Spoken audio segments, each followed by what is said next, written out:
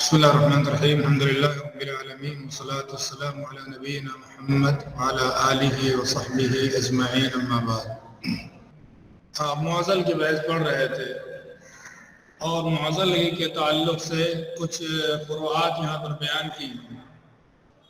انہی میں سے ایک فرع ہے حدیث معلق کے بارے میں. اس سے پہلے پڑھا آپ نے حدیث معنعن کے بارے میں، دوسرے پڑھا آپ نے ان فلانا قال یا قال فلان کے بارے میں، تیسرے اس کے بعد یہاں پر ہے التعلیق،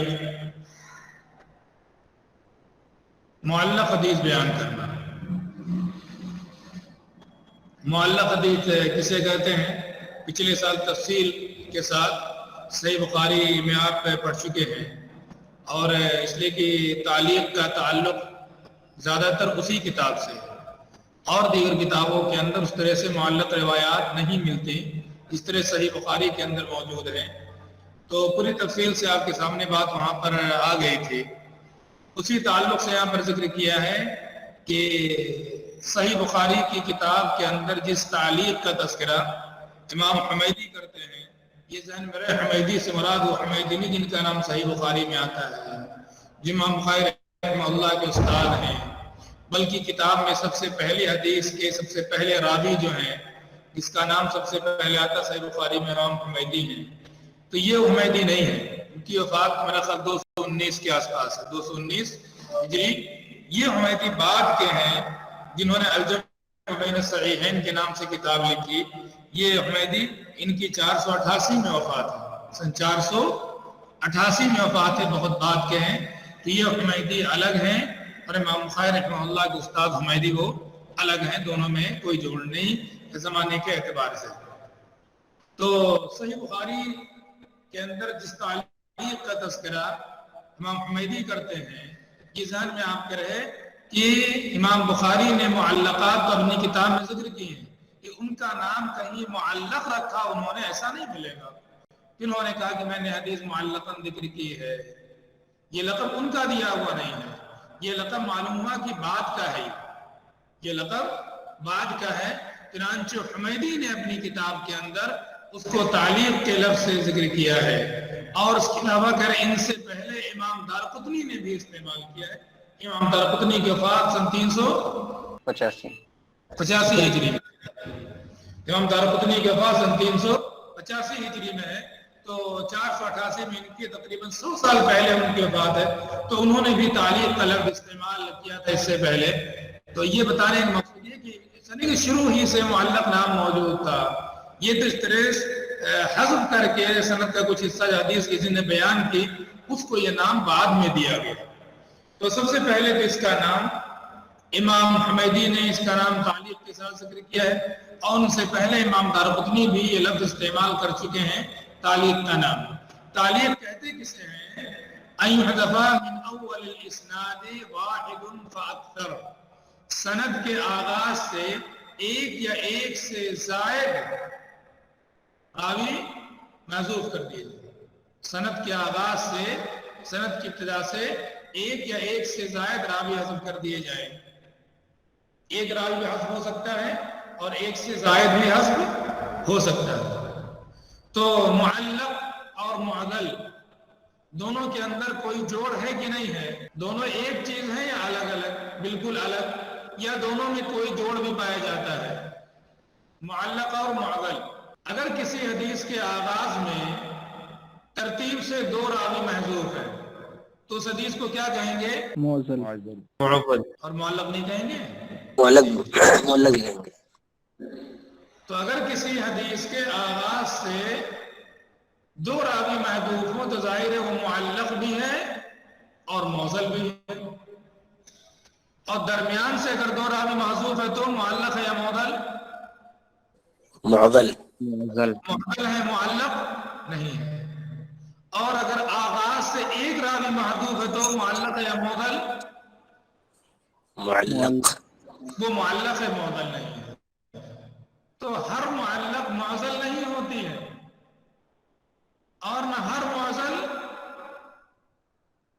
معلق ہوتی ہے. معلق ہوتی ہے. ہاں البتہ بعض احادیث ایسی ہیں جو معضل بھی ہے اور معلق بھی ہے. یہ جو نسبت ہوتی ہے اس نسبت کو عموم خصوص من وجہ. من وجہ کہا جاتا ہے. عموماً خصوصاً من وجہ. تو ایسا نہیں کہ ہر معلق حدیث معضل ہو، نہیں، اور نہ ایسا کہ ہر معضل حدیث معلق ہو، ایسا بھی نہیں. ہاں بعض معلق حدیثیں معضل ہوتی ہیں اور بعض معضل حدیثیں معلق ہوتی ہیں، لیکن بعض صرف معلق ہے معضل نہیں، اور بعض صرف معضل ہے اور معلق نہیں. دونوں کی تعریف جو آپ کے سامنے رہے گی تو پھر آپ کو پریشانی نہیں ہوگی. اسی لیے دیکھیں یہاں پر نیچے ذکر کیا ہے، تو کسی لیے ذکر کیا یہاں پر وبین المعضل عموم و خصوص من وجہ.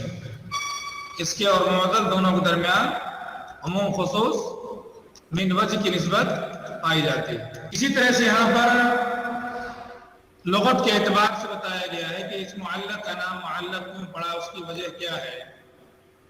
تو اس کے لیے کہہ رہے ہیں کہ ایسا لگتا ہے شاید یہ تعلیق الجدار یا تعلیق الطلاق سے ماخوذ ہو. علق الجدار، جدار کو معلق کرنا یعنی نیچے سے ملی ہوئی نہیں ہے. کچھ ایسا ہوتا ہے کہ دیوار کا حصہ جو اوپر سے نیچے ہوتا ہے لیکن نیچے تک ملا ہوا نہیں ہوتا ہے، اسے کہا جاتا ہے معلق. جو نیچے سے مربوط نہیں ہے، اس کا حصہ کٹا ہوا. یا تعلیق الطلاق، ایک ہوتی ہے طلاق سیدھے طلاق جو ہے کہ انت طالق، ایک ہے انت طالق ان فعلت کذا. طلاق معلق ہوتی ہے، معلق تو یہ کہ سیدھے طلاق وہ نہیں ہوتی ہے بلکہ کاٹ دیا گیا، اس سے بھی پڑے گی نہیں. وہ ایسا اگر ہوگا تب جا کر کے وہ پڑے گی. تو شاید یہ تعلیق جدار یا تعلیق طلاق اس سے معقول ہو کہ اس کے اندر اتصال نہیں پایا جاتا، اس کے اندر اتصال نہیں پایا جاتا ہے.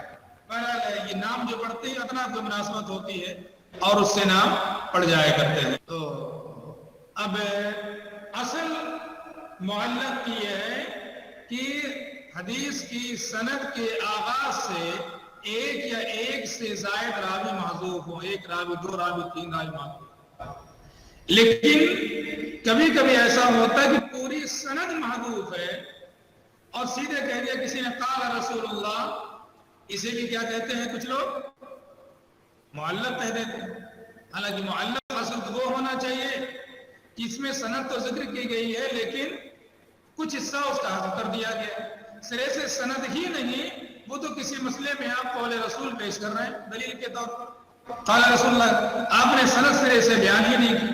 لیکن بہرحال بعض لوگ اگر پوری سند محذوف ہو تو اسے بھی کیا کہتے ہیں حدیث معلق کا اسے نام لیتے ہیں. جیسے قال رسول اللہ صلی اللہ علیہ وسلم، یا کوئی موقوف حدیث ہے تو قال ابن عباس یا قال عطاء. جو اقوال کسی کے ذکر کیے جائے ڈائریکٹ بغیر سند کے، اسے بھی کچھ لوگ معلق کہہ دیتے ہیں. تو بعض لوگوں نے اس کا نام دیا ہے. لیکن معلق وہاں ہے جہاں کے سند کے اندر کوئی مسئلہ ہو، جہاں سرے سے بغیر سند کی کوئی بات بیان کی جا رہی ہو، وہاں متصل اور منقطع کا کوئی مسئلہ نہیں آتا ہے. انقطاع کا مسئلہ وہاں آتا ہے جہاں سند بیان کی گئی لیکن سند کے اندر انقطاع ہو.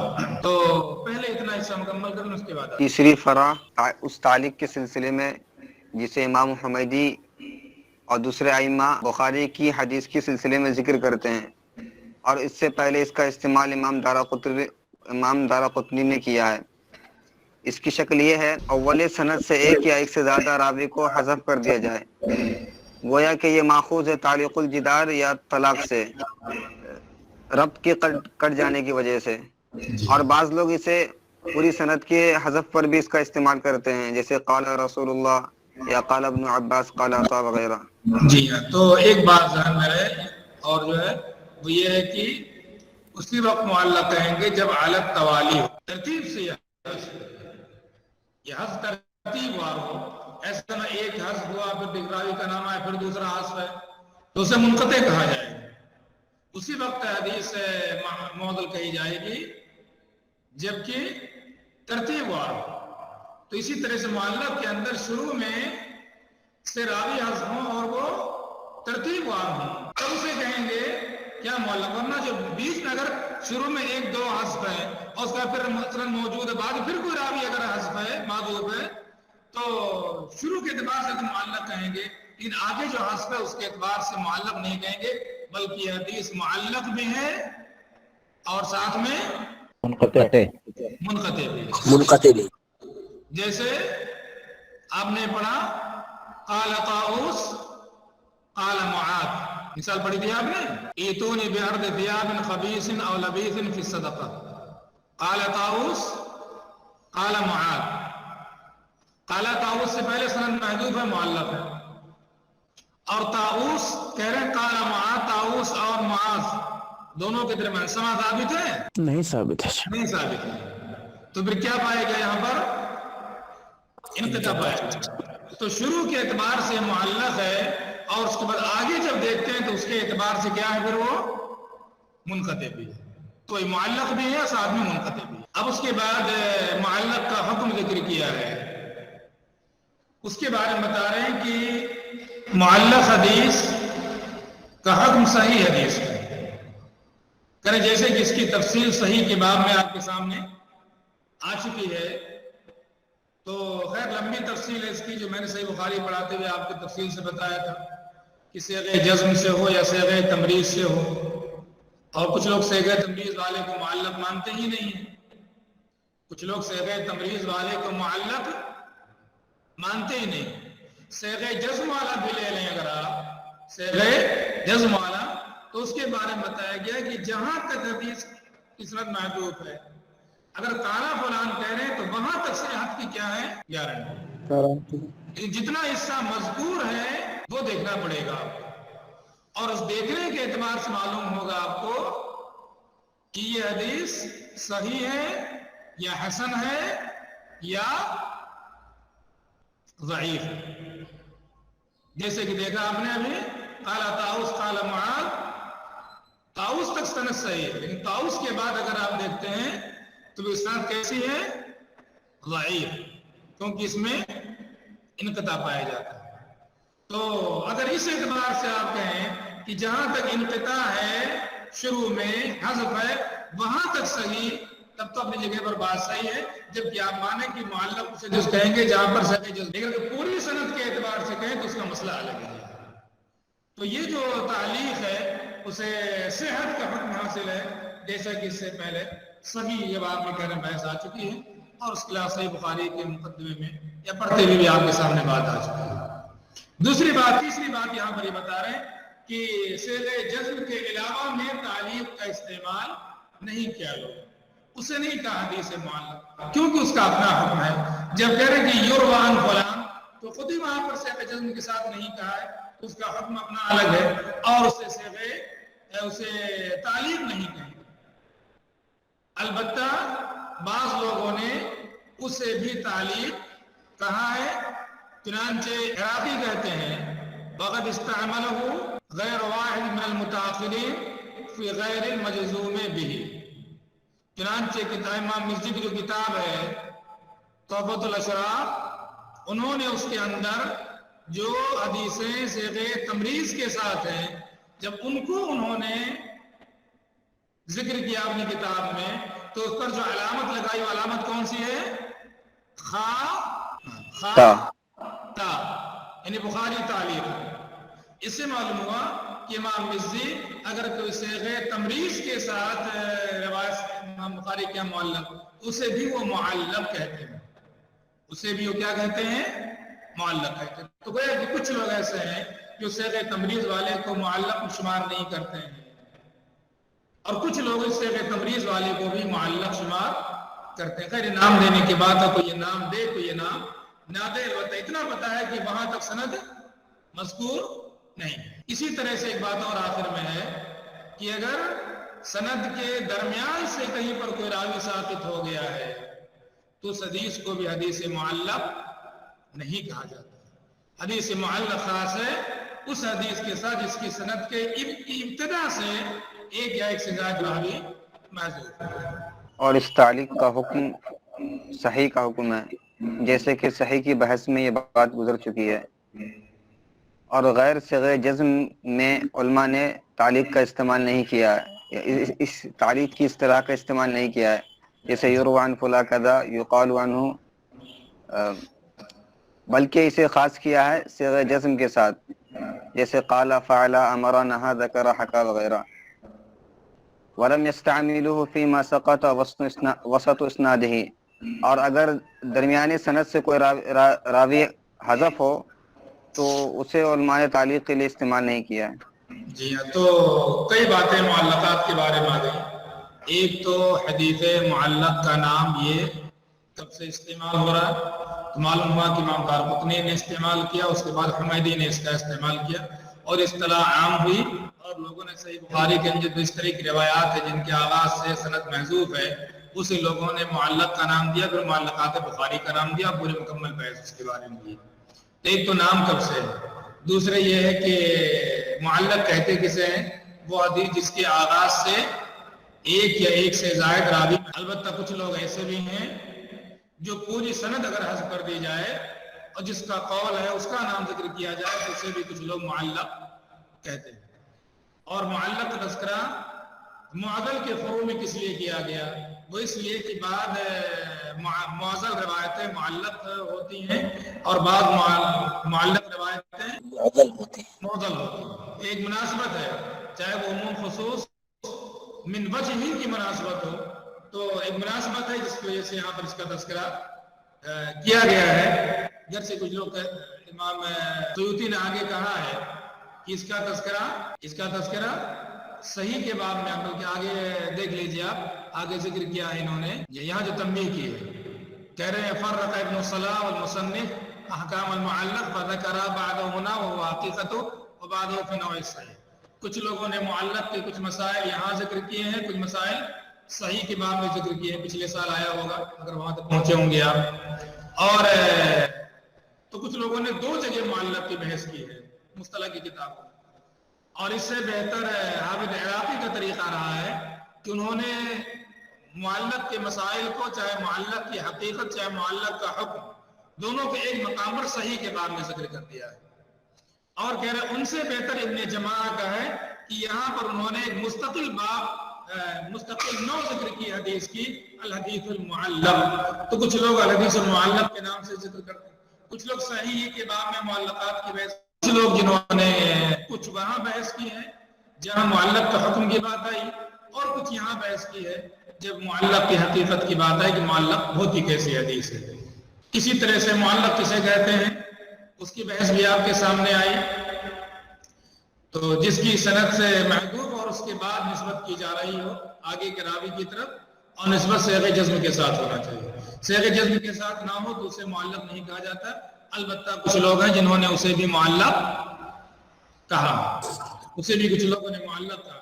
البتہ یہ بالاتفاق ہے کہ اگر درمیان سے راوی محذوف ہو تو اسے آپ منقطع کہہ لیجئے، کئی ہوں تو اسے آپ موصل کہہ لیجئے، آپ اسے مرسل کہہ لیجئے، لیکن معلق کو نہیں کہہ سکتے. آپ معلق یہ بالکل خاص ہے ابتدائی سند کے ساتھ، ابتدائی سند کے ساتھ خاص ہے. یہ کئی مسائل ہیں جو معلق کے بحث میں یہاں پر ذکر کیے گئے ہیں.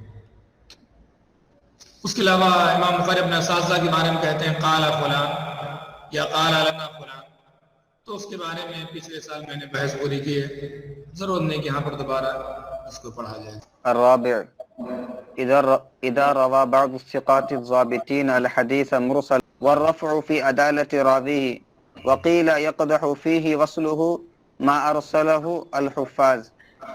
جی ہاں، تو اب اس کے بعد ایک اور بحث ہے، اور وہ ہے چوتھی فرع ہے تعارض الوصل والارسال، تعارض الوصل والارسال والرفع والوقف. کہ کوئی حدیث ہے اسے کسی نے مرسل بیان کیا ہے، سند کے اندر انقطاع پایا جاتا ہے، اور کوئی ایسا ہے جس نے اس حدیث کو متصل بیان کیا ہے، موصول بیان کیا ہے.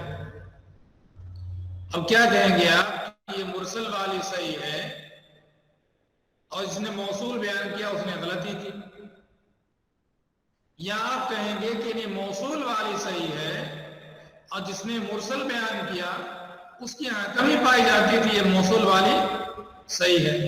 اسی طرح سے کسی نے ایک حدیث کو مرفوع بیان کیا، اس میں سند نبی صلی اللہ علیہ وسلم تک پہنچ رہی تھی، اور کسی نے اسی حدیث کو موقوف بیان کر دیا، سند صحابی تک جا رہی، صحابی کا قول معلوم ہو رہا، تو ایسے موقع سے کس کی بات تسلیم کریں؟ جس نے زیادتی کی ہے اس کی بات مانے یا جس نے کمی کی ہے اس کی بات مانے؟ یہ مسئلہ کون سا ہے؟ تعارض الوصل والرفع والوقف. اگر تعارض ہو جائے کہ حدیث موصولاً ہے یا مرسلاً، یا تعارض ہو جائے کہ حدیث مرفوعاً ہے یا موقوفاً، جب یہ تعارض ہو جائے تو ایسے موقع سے کس کی بات مقدم ہو؟ تو اذا روى بعض الثقات الضابطین الحدیث مرسلا، اذا روى بعض الثقات الضابطین الحدیث مرسلا، ثقہ ہیں، ضابط ہیں، اور انہوں نے روایت کیا اس کو مرسل، اور دوسرے ثقہ اور ضابط ہیں انہوں نے اس کو روایت کیا متصل موصول، یا بعض ثقات اور ضابطین نے روایت کیا موقوف اور دوسرے کو ثقات اور ضابطین انہوں نے اس کو روایت کیا ہے مرفوع. یا کبھی ایسا ہوتا ہے ایک ہی راوی ہے، اس نے کبھی مرفوعاً بیان کیا، کبھی موقوفاً، کبھی موصولاً بیان کیا اور کبھی مرسل ہے، اب اس کی کون سی بات مانی جائے گی؟ اس سلسلے میں علماء کی مختلف آراء یہاں پر ذکر کی. چنانچہ ایک قول یہ ذکر کیا ہے، کچھ لوگوں کا کہنا یہ ہے کہ جس کے ہاں زیادتی پائی جاتی ہے اس کی بات مانی جائے. زیادتی وصل میں ہوتی ہے یا ارسال میں ہوتی ہے؟ زیادتی وصل میں ہوتی ہے یا ارسال میں ہوتی ہے؟ وصل میں زیادتی وقف میں ہوتی ہے یا رفع میں ہوتی ہے؟ رفع. لہذا کچھ لوگوں کا کہنا یہ ہے کہ اس نے اسے موصولاً بیان کیا ہے ان کے حق میں فیصلہ ہوگا، جنہیں نے اس کو مرفوعاً بیان کیا ہے اس کے حق میں فیصلہ ہوگا، بغیر یہ دیکھے کہ تعداد کدھر زیادہ ہے، کون زیادہ ثقہ ہے، یہ بغیر دیکھے. اگر سب ثقہ ثابت ہیں، ضعیف ہو تو اس کا مسئلہ الگ ہوگا، لیکن اگر سبھی ثقہ ثابت ہیں تو جس نے اس میں موصولاً یا مرفوعاً روایت کیا ہے ان کی بات مقدم ہوگی، اس کے مخالف کی بات مقدم نہیں ہوگی، چاہے مخالف انہی کے برابر ہوں چاہے ان سے زیادہ ہوں، چاہے انہی کی طرح ثابت ہو یا ان سے بڑے اضبط ہوں، انہی کی بات مانی جائے. ایک قول تو یہ ہو گیا. کیوں، کیا وجہ ہے؟ اس لیے کہ ثقہ کی زیادتی مقبول مقبول ہوتی ہے، ثقہ کی زیادتی مقبول ہوتی ہے. ایک قول یہ ہوگا. اب ایک قول ہے جنہوں نے اس کے بالکل الٹا کہا ہے، جنہوں نے مرسلاً روایت کیا موقوفاً، ان کی بات لی جائے گی، کیونکہ اس کا مرفوع ہونا یہ مشکوک ہے، اس کا موصول ہونا یہ مشکوک ہے. ایک زیادتی جو ہے آپ کریں گے تب جا کر کے ہوگا وہ. تو ایک صاحب نے جب اس کو مرسلاً روایت کر دیا، معلوم ہے یہ واسطہ نہیں ہے، کیا ہو گئے مشکوک، یا تو مشکوک کو نہیں مانا جائے. جو اصل ہے یہ تو کنفرم ہے کہ اتنے واسطے ہیں، یہ کنفرم ہے، لیکن یہ واسطہ بھی یہاں موجود ہے، یہ مشکوک ہے. لیکن یہ جو ہے بیچ میں صحابی کا نام ہے نہیں، مشکوک ہے، بیان کیا ہے موقوفاً بیان کیا، ان کی بات. اور اسرائیل بن یونس وغیرہ روایت کر رہے ہیں موصول، کس کی بات مانی جائے گی؟ تو کل انشاءاللہ باقی باتیں انشاءاللہ. السلام علیکم ورحمۃ اللہ. وعلیکم السلام ورحمۃ اللہ.